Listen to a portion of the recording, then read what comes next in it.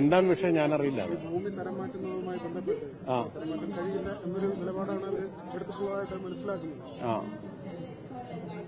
അതുകൊണ്ടാണ് ഈ അനുമതി കൊടുക്കുമ്പോൾ ഒരു കാര്യം പ്രത്യേകമായിട്ടുണ്ടായിരുന്നു.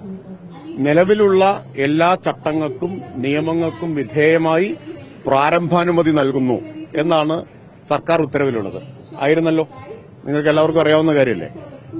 ഇത് ഞാൻ പലതവണ വിശദീകരിച്ചതാണ്. ബാക്കി അനുമതികളെല്ലാം അവർ നേടേണ്ടതാണ് എന്നത്. എക്സൈസിന്റെ മുമ്പിൽ വരുന്ന കാര്യത്തിനാണ് അനുമതി കൊടുത്തത്. അതിന് മറ്റു തടസ്സങ്ങളില്ല. അതുകൊണ്ടാണ് പ്രാരംഭാനുമതി എന്ന് പറഞ്ഞത്. മാത്രമല്ല, നിലവിലുള്ള എല്ലാ ചട്ടങ്ങൾക്കും നിയമങ്ങൾക്കും വിധേയമായിരിക്കും എന്നും പറഞ്ഞിരുന്നു. അപ്പൊ അതിൽ ഇതെല്ലാം ഉൾപ്പെടുന്നതാണ്. അപ്പോ ഒരു കാര്യം ഇപ്പൊ മനസ്സിലായില്ലേ, ഇതുവരെ ഉന്നയിച്ച ആരോപണങ്ങളെല്ലാം പൊളിഞ്ഞുപോയി എന്നുള്ളത്.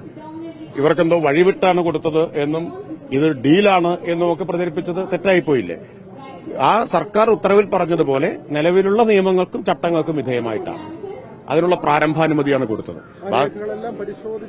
എല്ലാ കാര്യങ്ങളും പരിശോധിച്ച്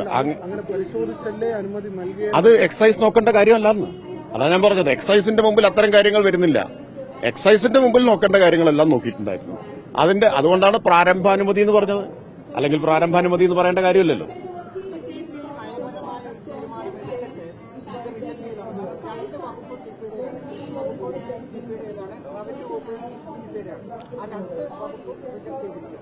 അല്ല, അതെനിക്ക് അതിന്റെ വിശദാംശങ്ങൾ അറിഞ്ഞൂടാ.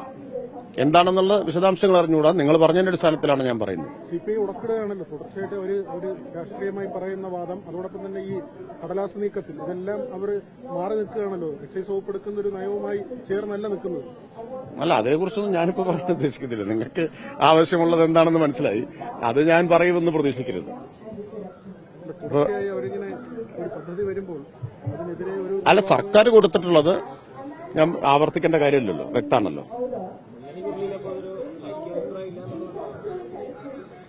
അല്ല, മുന്നണിക്കുള്ളിൽ ഇതിനെതിരായിട്ടുള്ള അഭിപ്രായ വ്യത്യാസമൊന്നുമില്ല.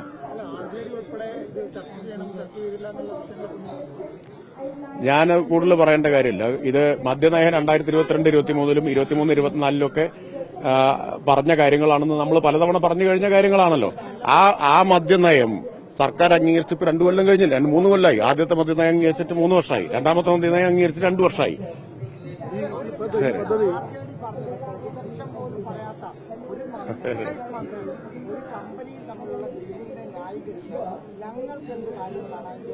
അങ്ങനെ ഞാൻ കേട്ടില്ല അവര് പറഞ്ഞത്. പിന്നെ ചിലര് എനിക്ക് അറിഞ്ഞൂടെ അങ്ങനെ പറഞ്ഞിട്ടുണ്ടോ എന്നുള്ളത്. അങ്ങനെയൊക്കെ എന്തും പറയാനുള്ള ലൈസൻസ് ഉണ്ടെന്ന് ഏതെങ്കിലും ഒരു പാർട്ടി വിചാരിക്കുന്നത് ഞാൻ കരുതുന്നില്ല.